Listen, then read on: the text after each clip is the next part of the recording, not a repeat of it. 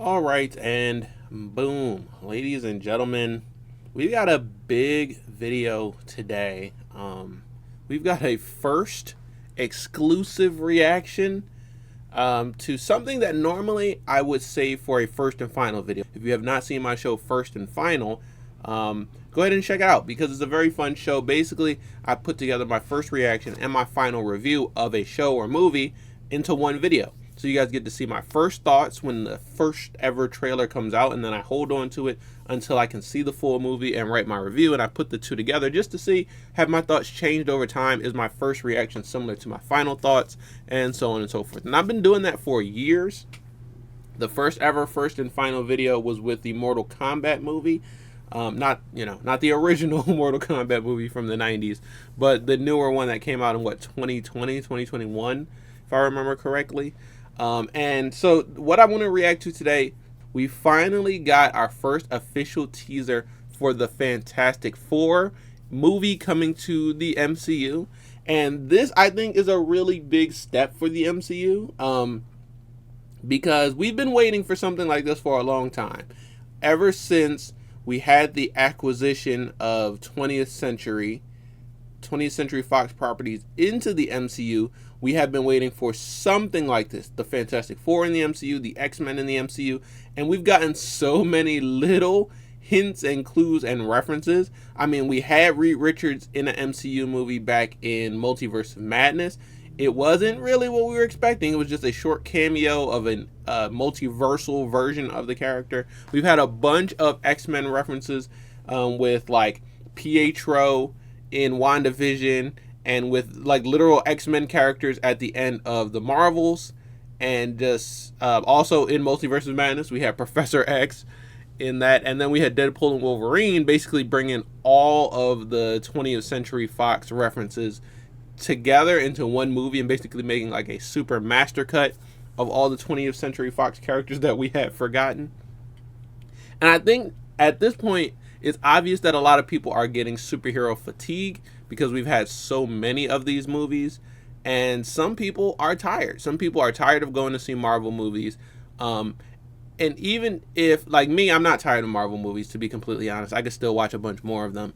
But for the general public who are tired of them, they want a bit more. They're tired of the filler movies. They're tired of the movies in between the big arcs, and they really just want more of the big arcs. I feel like the Fantastic Four is going to be the start of a big arc. We've gotten a lot of news on the next Avengers movie. We've gotten a lot of news on the next X-Men movie in the MCU. So I feel like they are ramping up for a big arc, but the question is, have they waited too long? Are people tired of waiting? Has the superhero fatigue killed any momentum for these projects? I'm going to say no. I don't think. I'm just kind of playing devil's advocate. But I think that when the big story arcs come back, people are going to come back for those big story arcs. So we will see if Fantastic Four is going to be a major arc or just another movie in between. I feel like a lot of people are waiting for Fantastic Four. So it's really just up to the writing and the directing. A lot of people put, the onus, and they put the responsibility onto the actors. But really, it's about the writing and the directing. I'm actually excited for this cast. Out of everyone, I don't really know the actress who plays Invisible Woman that much. Maybe I've seen something she's in and just don't remember. But Pedro Pascal, I'm really excited to see him in the MCU. Ebon Moss-Bachrach, I am really excited to see him in the MCU. He's a great actor. The guy from Stranger Things, I don't know. I've only ever seen him in Stranger Things, so we'll see how he does. But I think that they made pretty good casting decisions, and I'm just excited to see what they're going to do with those casting decisions. So without further ado, we're going to check out the Fantastic Four First Steps official teaser, and it is coming to theaters in July 25th of this year. Very exciting news. Also, like last year, we only had Deadpool and Wolverine. That was the only Marvel movie. But already, before the year is halfway over, we're already going to have 3 Marvel movies this year. Captain America Brave New World comes out this month. In May, I think, Thunderbolts comes out. And then in July, Fantastic Four First Steps comes out. I feel like they're going to have a movie come out at the end of the year, around November. They usually do. Maybe it'll be a little earlier than that. So we'll have to wait and see. but already the year is going to be packed with Marvel releases. That's not including, you know, your friendly neighborhood Spider-Man is out right now, and Daredevil Born Again is coming out next month, I think. So, without further ado, let's get into it. I'm very excited. Welcome to the Baxter Building. We make a point to do family dinner every week. Sunday at 7, on the dot, no matter what. We're all here. I like it's a period piece. I like the aesthetic. Herbie, it's giving me WandaVision vibes. Oh, Herbie. Yeah, I'll be the judge of that. Oh, he's already Thing. Okay. Okay, is this guy good or what? Okay, so they already have their powers. Garlic. Not because it's not delicious, I just want to add a little bit of zip, okay? Yo, Herbie looks cool. I love that design. T-5. Before we went up the first time, you couldn't turn invisible. Ben wasn't a rock. Best pilot in the world right here. Yeah. Best looking, he means. And Johnny never caught fire. Ben has always been a rock. Johnny is Johnny. Hi. And I am right here.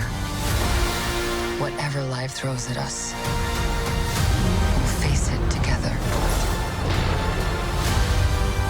And what indeed is life throwing at them?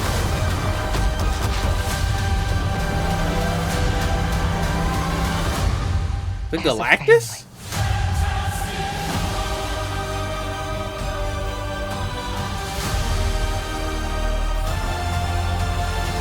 So Fantastic Four First Steps is going to be like the official title and subtitle. But guys, that looked really good. I'm not going to lie. I get it. It's just a 1 minute, 30-second teaser. So it's not going to give you the entire idea of the entire film. But I'm already feeling it. I love the aesthetic that they created. I love the period that it seems to be set in. I do want to know, like, what are the implications of having a superhero family that predates the Avengers, and how is this going to impact the story of the Avengers? I doubt they're going to do multiverse. Like, I doubt that this is a separate universe from our MCU universe, because that's kind of the point of bringing them into the MCU, is bringing them into our universe. But why would they, if they existed before the Avengers, why have they never been referenced in an Avengers movie until now, you know? And they've done this before where, like, you know, there was an Ant-Man before Ant-Man, and there was also Bill Foster, Giant Man. There was a bunch of, like, Howard Stark experimented with some of the stuff that Tony Stark eventually ended up with. Captain Carter predated, kind of predated Captain America. You know how that works. He was in the past and the future. So they've done this before, but I think on the level that they're about to do it, if the Fantastic Four really did exist in the same universe as the Avengers, somehow it would have gotten brought up, right? Somehow it would have gotten referenced, mentioned. So something has to happen in this film that kind of either takes them off the map, or I don't know, takes, you know, eliminates the option to reference them in future movies, and maybe they will come back later, because I'm pretty sure they are planned to be in some future Avengers movies. So I don't know, maybe they're going to do something similar to Captain America, where they existed in the past, they get kind of cryostasis frozen, and they'll be thawed out in the future when we need them. But it looks good. I'm not gonna lie. It looks good already. I like how Ben Grimm looks. I think that the CGI looks pretty good. Yes, it's CGI. It's not practical. They did practical before, and honestly, it just wouldn't work as well in a modern day movie. I know some people are like, no, practical will look better. It'll look cooler than CGI. CGI looks like CGI. It's not necessarily true. And also, it's a lot less flexibility. It's harder for the actor to give a performance in practical. It is harder to light practical. It is harder to work around practical. It is harder to do stunts in practical.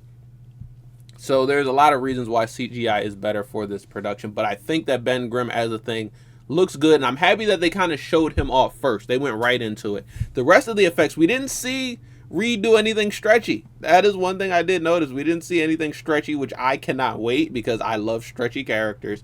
I say it every time. Mr. Fantastic is actually like my main right now in Marvel Rivals because I just love stretchy ass characters. So I'm excited to see that. But the invisible and force field stuff looks good. That's pretty easy to do. The Human Torch effects look pretty good. And also we got a little glimpse of the writing in this. I love how he said, you know, before we went up, you didn't turn invisible, Ben wasn't a rock, and Johnny didn't catch fire. And then Sue responds, Ben was always a rock, Johnny's always Johnny, and I'm right here. That is just kind of going to show that they really do understand the characters. And they understand that the characters are, their powers are kind of an embodiment of themselves. Like Ben can be cold and hard to penetrate. That's why he turns into the Thing. Johnny can be a hothead. That is why he turns into fire. Sue can kind of slink into the background, and that's why she becomes invisible. And Reed is always overextending himself, and that's why he becomes elastic. And I think that they understand that, and I'm excited to see how they characterize the characters. I think they're going to do the powers pretty well. I think they're going to do the action and the conflict of the story pretty well, but I am excited to see how they characterize these characters and, you know, how the characters actually interact with each other and how they grow over the course of this story and what the story teaches them, basically. But I'm going to watch it again because it was actually really good. Welcome to the back. And I just love this aesthetic. It's feeling like the Jetsons. Sunday at 7 on the dot, no matter what. Like, look at the way they walk, the way that they're suited, the color to it. How's that sauce coming? Yeah, I'll be the judge of that. It has like this high contrast, but a bit like sepia tone as well.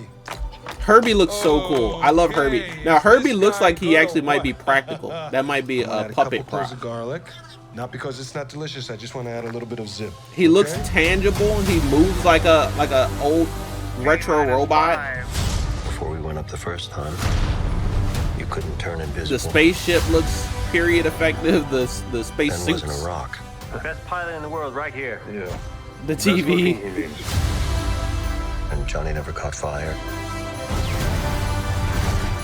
Ben has always been a rock. Johnny is Johnny. Hi. And I am right here. Whatever life throws at us, we'll face it together. It looks good, man. It looks nice. That is Galactus, bro. As a family. That's a whole ass Galactus. So also, another thing, how has Galactus shown up on Earth before and the heroes know nothing about that? That's insane. It's kind of like what they did with the Eternals, where there's a celestial buried in the planet that nobody knows about. How did Galactus show up and nobody knows about it? But it's very early still, but I think that teaser trailer looks really good. I'm still going to do a first and final video, so I will include this first reaction. If they do another trailer, like a longer trailer, I'll include that as well. And then once the full movie comes out in July 25th, I will also do my final review of the film, and I will put all of that together into one video. But I'm glad that I didn't wait, because this actually has me really excited for the Fantastic Four first steps. I think it looks great. I think it looks great. Obviously, I could still change my opinion when I see the final film. That's kind of what First and Final is about. But as of right now, based off of this teaser alone, I'm all in. I think it looks great. I think that they have set themselves up to knock it out of the park. Now it's all just about the execution. I'm actually going to stay away from any like spoiler videos, any teaser videos, because I don't want to know the villains and the conflict and all of that. I kind of just want to, I'll definitely check out another trailer, but after that I just want to see the film myself and learn as I'm watching the film. I want to learn what's going on. But that was a really good first trailer for the Fantastic Four. This, I'm very excited for it, so hopefully, fingers crossed, it's good. But that's going to be it for right now, because that's all we have to go off of. Do me a favor and hit me with the 3-hit combo. I need you to smash the like button like The Thing, spear the subscribe button like Reed Richards, and kick the notification bell like Johnny Storm if you are also excited for Fantastic Four First Steps the way that I am. Guys, I just got out of an entire black hole. There was some sort of time dilation. I don't know what happened. I was just trying to go to the movies to see Fantastic Four First Steps, and I ended up traveling through time a couple months. But I did actually get to see Fantastic Four First Steps. I saw it yesterday, and so this is going to be my final thoughts. I'm going to give you guys my review with no spoilers, spoiler-free.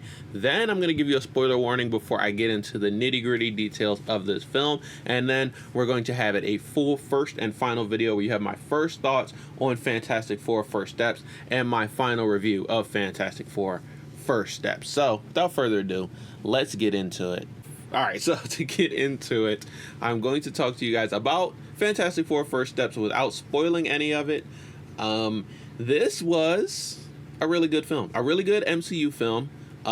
Probably, I don't know where the bar is for all of you guys, because different people, you know, weigh different things differently. But I think this is the best Fantastic Four movie that they've ever made, including the original two. I think it's really good. I think that casting turned out to be amazing, and that these characters really do feel like the Fantastic Four for me. I think that it puts the MCU in a pretty good place, and it explores, like, it gets into some major arcs and major characters and some potentials for more major arcs that I think that, like I said in my first reaction, people are waiting for the big event movies, and they don't want to go see every little movie in between. This kind of still feels like a little movie in between, but it does feel like it is bringing us into another big event. But I did really enjoy Fantastic Four First Steps. I think the funniest thing is that I just last week said that Superman was the most comic book movie that has ever been made, and I still think that. But Fantastic Four First Steps definitely tried to take that crown of being the most comic book movie ever. I could definitely say that this is the most comic book Marvel movie that has ever existed, but I still think that Superman is a little bit more comic booky, more so because of like the moral of it and the themes of it, the lean of it. This is really good, but I think it still stays within the parameters of like an MCU film, and it does something that is specific to Fantastic Four, and Superman does something that is specific to Superman. But this is a really good film. I think the main difference between the two is that Superman is a solo film, while there are supporting characters in that. It's about Superman. It's about characterizing that one character. This is about a team. This is not even just a team. This is about the first family. So this is about characterizing a group of superheroes that are also close as a family, and that worked 100%. They felt very close throughout this film. They felt like family. Even like the relationship between Ben and Reed, which they're not actually blood family, they're just best friends. You really felt that throughout this. Not like between every single character in the Fantastic Four, you felt that relationship. Ben and Sue, between Reed and Johnny, you felt it you had like a little brother relationship between Reed and Johnny. You had like a sort of protector relationship between Ben and Sue. And everywhere you look, every sort of connection point there could be, there was a really good relationship between all these characters, and that works so well for the Fantastic Four. I loved just the look of this film. I said when I was watching the trailer, it has this retro futurism vibe. It definitely reminded me of WandaVision. It has this like classicness to it, and all of that was so well executed. I'm so happy they did this retro futurism spin, because that gives this film, not only did it just work for the Fantastic Four, and I felt like we were in the Fantastic Four's world, but it gives this film an identity. It makes this film very unique when you compare it to not just the MCU films that we got this year, but all of the MCU films that we got in the past. There is nothing quite like it. There are some things that are similar. I would say maybe like Captain America First Avenger, WandaVision, maybe that's it. There are some films that have a similar sort of retro vibe to it, but this is very unique in the way that it is true retrofuturism. There are flying cars. Herbie is a sentient robot. There are things that are actually beyond our current technology. At the same time, they sort of feel like they're in the past, and both of those things working at the same time. Really cool mashup. And the reason, well, is this a spoiler? I guess this counts as a spoiler, so I'm going to save this for this after the spoiler alert. But I think that if you are wondering, should I go see Fantastic Four First Steps, I would say yes. I would say that you're going to want to see, if you care about the MCU and where it is and where it's going, this is probably the film of the year to see. I think that all of the movies we got this year set up the next stage of the Avengers and the MCU in different ways. This is one of the ones, I think in ways, this one is the most important one, even though it doesn't directly set up the next Avengers film, the next MCU film. And we'll talk about why that is in the spoilers. But I think you're going to want to see this film. If you're just worried about, like, it depends on what you want to see. If you want to see superhero action, damn, this film has some superhero action. It has some really good superhero action. It takes a little bit to get there in like the second and third acts, but once it gets there, it really gets there. If you want to see, like I said, the super comic booky moments, you want to feel like the Jack Kirby inspiration, you want to see a bunch of villains that you thought they would never do, this is a great film for you. And if you just care about like characters, story, dialogue, the drama, the chemistry between the characters, this is another really good one, because like I said, they do feel like a family when they're on screen. They do actually all just feel like they're characters when they're on screen. I was a bit worried about casting only because I know most of the actors, and I was worried that I was going to look at Pedro Pascal and see a different role, see Joel from The Last of Us, or see The Mandalorian, or see something else. No, I actually looked at him in this, and I saw Reed Richards, and I think that just goes to show how good his range is as an actor, where he's played so many known characters, known quantities, and also we know Pedro himself. But still, when I watched this movie, I saw Reed Richards. When I watched Joseph Quinn, I saw Johnny Storm, Human Torch. When I watched Ebon Moss Barack, I saw the Thing. I felt the Thing. I heard the Thing. He was definitely the Thing. Probably my personal favorite version of the character. And I really have grown to love the character in recent years. This is the Thing. So here's the thing. But also Invisible Woman did a really good job. And actually she was complete. She had a different character than what I expected. Where in that first trailer, we talked about like how they have their roles and their roles relate to their powers. Reed is always overextending himself. That's why he can stretch. Johnny is a bit hot-headed. That's why he can catch on fire. Ben is a bit guarded. He has walls up. He's hard to get to the center of. That's why he turns into a rock person. And usually Sue kind of slinks into the background. She can become invisible, and that's why she gets the powers to become invisible. But that is actually not the case in this one. She has a very prominent role as like the diplomat of the team, the orator, the speech writer of the team. And instead of her being characterized by her invisibility, she's more so characterized by her abilities, her sort of telekinesis, her force fields, if you would say, is kind of a bigger characterization because she is like a protector of the team in both a literal and a metaphorical sense. So I think all their powers still work, but I was actually surprised how they flipped the Susan Storm characterization on its head a bit for me. I nerded out from a production standpoint in this film a lot. I love seeing the props. I love the set design. I love seeing Herbie and the Fantastic Car. They look so cool. We haven't gotten a Fantastic Four movie in so long that some of the stuff they were able to do with VFX was so cool. There is a scene where the lights go out and Johnny has to flame on in order to light up the room. I loved how they could do such a dark, low light shot, and the only light is basically CGI fire lighting the entire room. Or later there was a scene between Johnny and Julia Garner as the Silver Surfer, and you could see Johnny's fire reflected in her silver body, and it was so cool. Stuff like that I'll always geek out of because I am a filmmaker. I went to film school, and I just love all of those little small touches. But like I said, if you're going just for superhero action, it has it, and it's very comic book inspired. If you're going just for a heartwarming family story, it has it, and you'll probably enjoy that as well. And if you're just going because you like the Fantastic Four, you're gonna like this movie because there's a lot of Fantastic Four in it. It's kind of fantastic. But that is everything that I can say about this film without spoiling it. This is going to be your official spoiler warning. Herbie, hit the alarm. All right, and with that being said, with that spoiler warning, we are going to get into talking more about the film, details and all. So if you have not seen it, this is your last chance to go check out Fantastic Four First Steps. Then you can come back and see my full review, spoilers and all.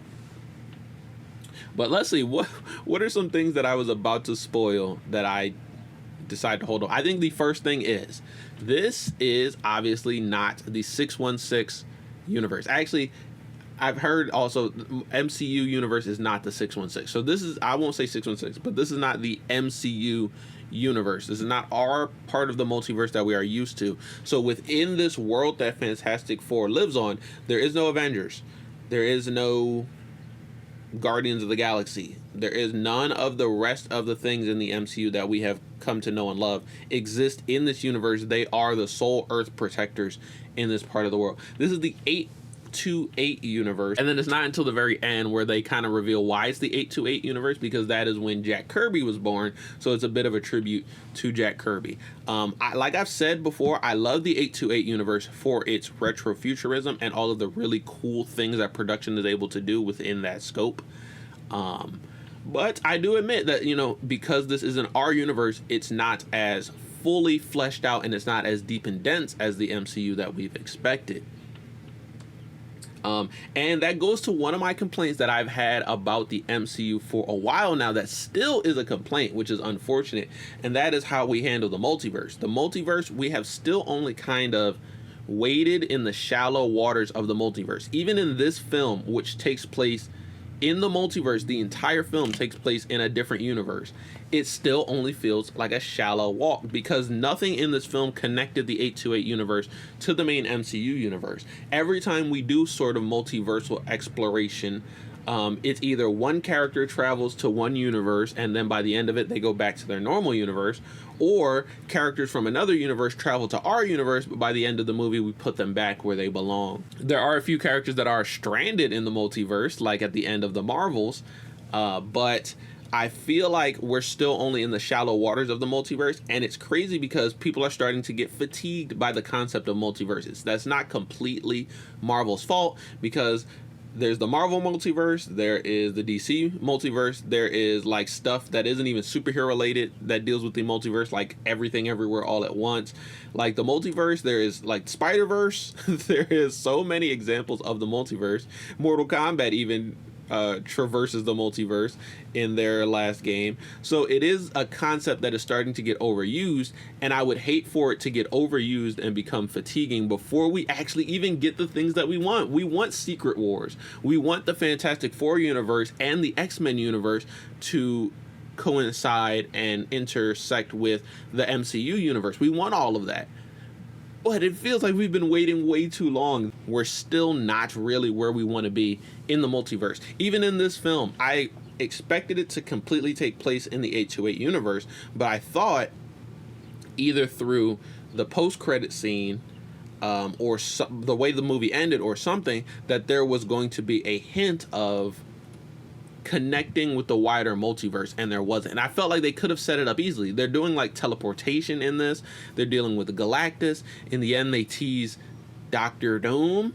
And at the same time, there was no connection to the multiversal travel. So that I was a bit disappointed by that. However, if you've seen Thunderbolts and you've seen Thunderbolts post-credit scene, you will see that somehow the Fantastic Four ship does make it into the MCU universe, but I don't know why there was no setup for that, no explanation for that, nothing for that.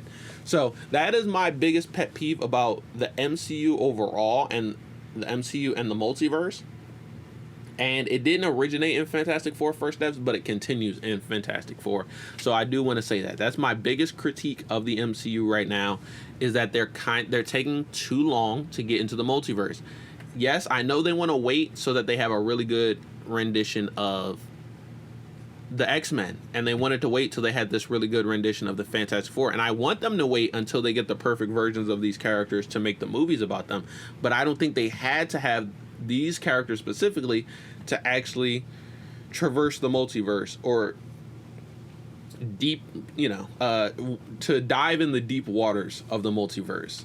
We've had America Chavez for how long, who has the power to open portals to different multiverses, and she has been on ice for years instead of just using that as like a plot device in some of these future films. However, I do have to, like, when the movie first started, I think that I was sitting there thinking about how we used to pray for times like this to shine like this. Sorry, I'm from Philly.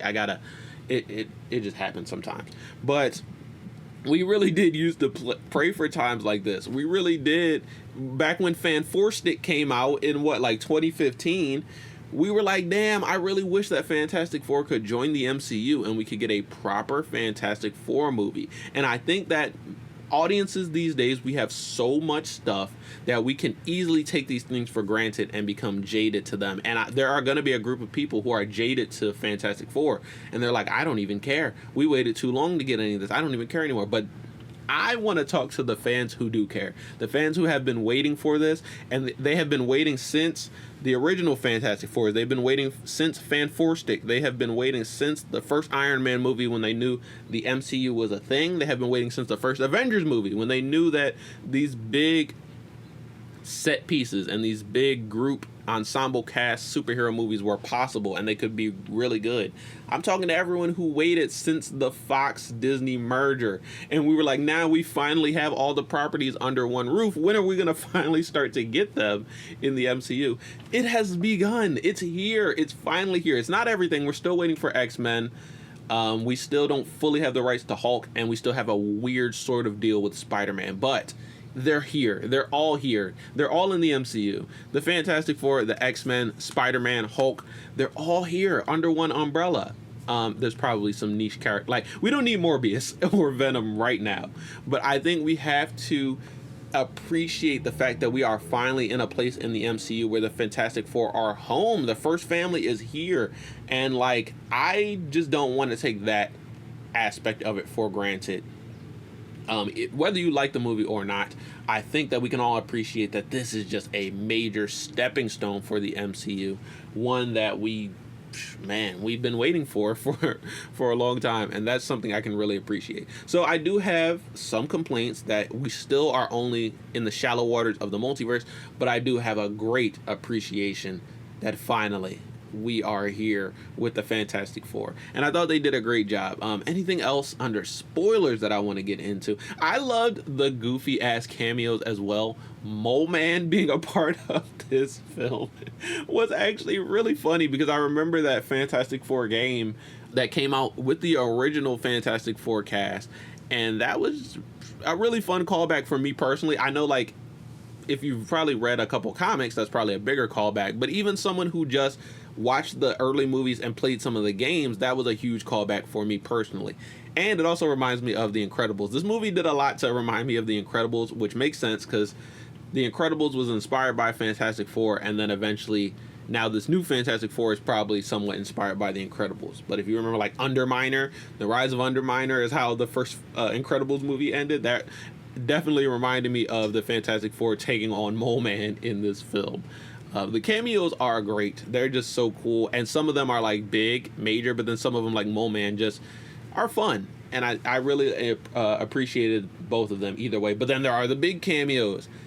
Julia Gardner Silver Surfer and Galactus, the biggest cameo that there could be, and I've got to admit, they knocked Galactus out of the park. He looked absolutely amazing. He was massive. He was imposing. His voice, the way he talked, had that sort of intimidating factor that you would expect from something so big. And I think I just love seeing the scale, you know? Like, I love that, like, they were on the ship, they were talking to Silver Surfer, they were looking for Galactus, and then they didn't realize this giant looming figure that's already looking at them, and he just comes out of the shadows to reveal how massive he is.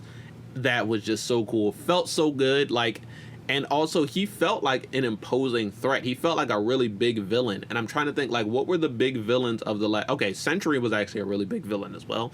Or the Void, so I'm not gonna act like this is our first time getting a really big villain. But going back to, like, Captain America Brave New World, I enjoyed that movie. It was fun. Check out my first and final for that.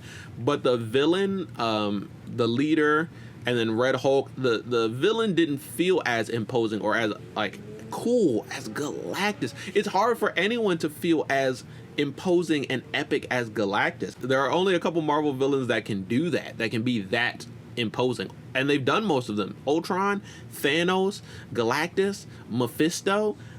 Outside of that, you know, the big bads, we've done a lot of them, and it was cool to see another one done really well. And I think that the way that they solved the problem in the end kind of puts him on ice, which is good, because then he can come back in a future movie and maybe he's in the MCU universe proper, and they have to deal with him again with the knowledge of the Fantastic Four and the first time they fought Galactus. There is also, I mentioned it a bit, Doctor Doom. There is a Doctor Doom cameo at the very end of the movie. They kind of edged us a little bit because there are all these shots of the diplomats around the world, and there's always a empty seat where it says Latveria. They show Latveria and they show an empty seat, and they're like, nope, he's not here.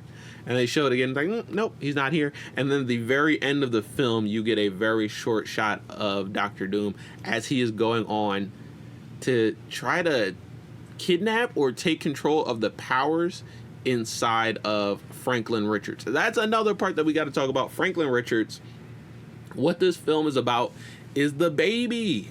And I think that was a great way of making them a family, is by introducing Franklin Richards to this team and literally having them be a family and having them have to take care of Franklin and protect him. That was just really cool, because it is the Fantastic Four, but they actually did have this fifth member who, if you know him from the comics, very powerful, but he's a baby. He's a newborn, so not everybody knows it. Like his mother and father, the rest of the Fantastic Four didn't know how powerful he was, but Galactus did, and that kind of keens them on to, oh wow, our son actually has the potential to be very powerful. I love that use of him. He's kind of a MacGuffin. He doesn't actually do anything in this film, but the potential of what he can do, I think, is very important, because that is another massive character, another character that had a lot of abilities, and who knows what that can mean for the future of the MCU. Maybe he is how the Fantastic Four get into another multiverse, another dimension. Maybe he's the one flying the ship in the end post-credit scene of Thunderbolts, but who knows. I buried the lead with this one a bit, but I do. Another comparison to Superman that I appreciate about this film is that it is already a film in progress. We don't have to go back to the origins. There is mentions of the origins. There are flashbacks to the origins of the Fantastic Four and how they got their powers. But by the time the events of the film start, everyone on the Earth knows who the Fantastic Four are. They know they're the heroes. They know they have powers. They know how they got them. They're a very public-facing superhero team.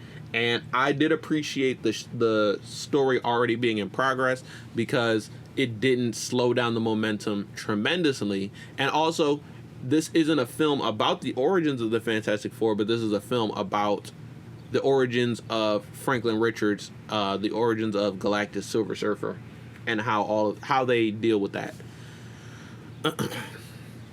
So I thought that was clever. I appreciated it, and I appreciated when Superman did it, and I think that moving forward, we can start to do that more often. When the X-Men are introduced, we don't need to go right back to the very origins. We can start in a world where the X-Men already exist and the story is already in progress. I think that's what they're going to do. I mean, if they like what they did with the Marvels is any hint, or the fact that they're bringing in a lot of the classic Fox X-Men cast to come into Avengers Doomsday. But we'll have to wait and see. Yeah, in the end, I just think it's a very successful film. It does everything that they tried to do, and it does it well. It does the retrofuturism really well. It does the family story really well. It characterizes the characters really well, including Reed, which, okay, another slight complaint. It's a slight complaint, not really. I've said before, I love stretchy characters. Stretchy characters are my favorite characters to see in live action like this, because they're so cool. I will say that Reed did not do enough stretchy stuff for me. I would have liked to see a lot more, but he does get his stretchy on in this. He does have his moments where he gets to be really stretchy. I think that similar to how Sue is characterized more by her force fields and her ability to protect than she is by her ability to turn invisible. Reed is kind of characterized more by his intellect in this.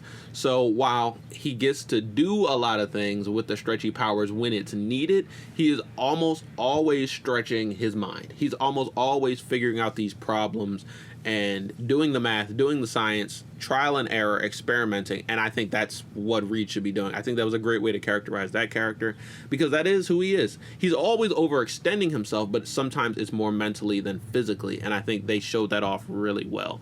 And at that same time, there was a really cool dynamic of what happens when the smartest person on the team has no idea what to do. And I really like that sort of hopelessness, not hopelessness, but that sort of fear and that sort of anxiety that overcame him when he was like, I can't figure out this problem. This is an equation. This is a math problem. I can quantify it, but I can't figure it out, and I don't know what to do about that when it comes to like dealing with Galactus and Galactus trying to take Franklin. I really like that because that goes to show what is important to him, being able to solve the problems, figure out the questions, and what will happen if he can't do that. Simple conflict, but very effective in the story. All of the characters have their own conflict, but I do love how it manifests in different ways, and also they solve their problems in different ways. Every single member of the team actually physically can contribute, whether it's been with brute force, manpower, horsepower, work effort, whether it's Johnny trying to come up with some unexpected ways to solve problems, like translating an alien language and shooting his shot, trying to riz up the Silver Surfer. Sue, like I said, she's the diplomat. She is dealing with the people. She is dealing with the relationships between different groups and the Fantastic Four and the public-facing aspect of it. And then Reed is just overextending himself mentally, trying to figure out these problems, these equations, and solve everything. I think that they characterize these characters really well. I think that's why it works so well. Like I said, I was a bit worried about casting because I know a lot of these actors, and I was worried I wouldn't see the characters and I would just see the actors. But they characterize them so well in the writing of it that it works. It works plain. And that's what I've been saying. Casting is nowhere near as important in a film as writing and directing. You can cast well and then have bad writing, and it's a bad film. You can cast bad and have great writing, and it works. It's about writing and directing more importantly than it is about casting, because a lot of casual fans and people who have never done filmmaking before think that casting is just, oh, this is what the guy looks like, I'll find you a guy that looks just like him, casting done, that's it. But they don't think about he has to be able to perform. You have to find someone whose schedule works. You have to find someone who has chemistry with the other characters. You have to find someone who is not already in the MCU. There's a lot more to casting, and I think the important parts of casting is finding someone who can perform the role than finding someone who just looks like the character. But it works. It works so well. It's really fun. It's a fun movie, and I love the little tidbits in there, like the Fantastic Four animated show and the Fantastic Four toys in the cereal. You know, I love the fun parts of this universe, and I want to see more of these characters. Honestly, I want to see more of the 828 universe, but I do want them to be able to interact with the rest of the MCU proper. So if it takes them having to come over to our universe or our characters having to go over to the 828, I wouldn't mind either way, but I do want to see these characters interact with the broader characters. I'm also confused, or not confused, but I'm curious of how the interactions would go because of the retrofuturism aspect. I don't know if the Fantastic Four is set in the past or if it's just a universe that feels like the past, you know, because there is technological advancement, flying cars, teleportation, things like that. I think this is their version. This is the 828 version of present day, and then our MCU version of present day is just completely different. So there will be a sort of fish out of water Captain America type thing when they do make it over to the MCU proper and interact with our characters. But I think that is everything. With that is all I have to say about Fantastic Four First Steps. It's great. It was better than I expected. I loved it. It's worth going to see just for the post-credit scene, just for a little bit of glimpse that Doom is coming, and that the Fantastic Four, they, you know, that little blurb that they do now that's like, the Avengers will return, the Guardians of the Galaxy will return, Thanos will return. They did give us one of those. Fantastic Four will return in Avengers Doomsday, and I cannot wait. But I think that is going to be it for this one, you guys. My first and final thoughts of Fantastic Four first steps. So there's only one more thing to do. Well, 3 more things, and that is boom, hit me with the 3-hit combo. I need you to smash the like button like the Hulk, spear the subscribe button like Reed Richards, and kick the notification bell like the Human Torch, Johnny Storm, for another first and final video. Check out my first and final for Superman if you haven't already, my first and final for Thunderbolts if you haven't already, my first and final for Ironheart if you have not already, and my first and final for Captain America Brave New World. It's already been a year packed full of first and final videos. It's not over yet. I've already recorded my first reaction for Mortal Kombat 2, so we will be back in October with another first and final video.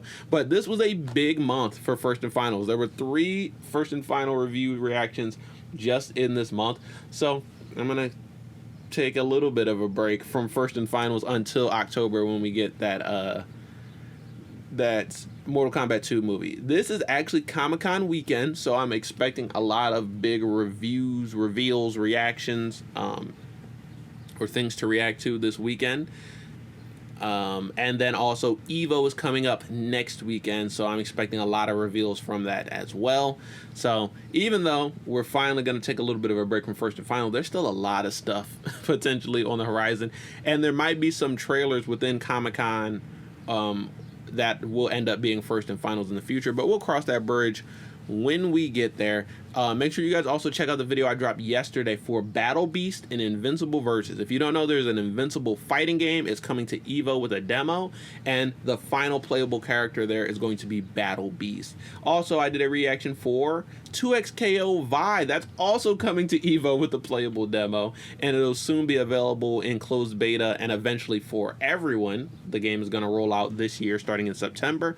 And Vi, technically it's Vi from League of Legends, but I don't play League of Legends, so Vi from Arcane is coming to 2XKO.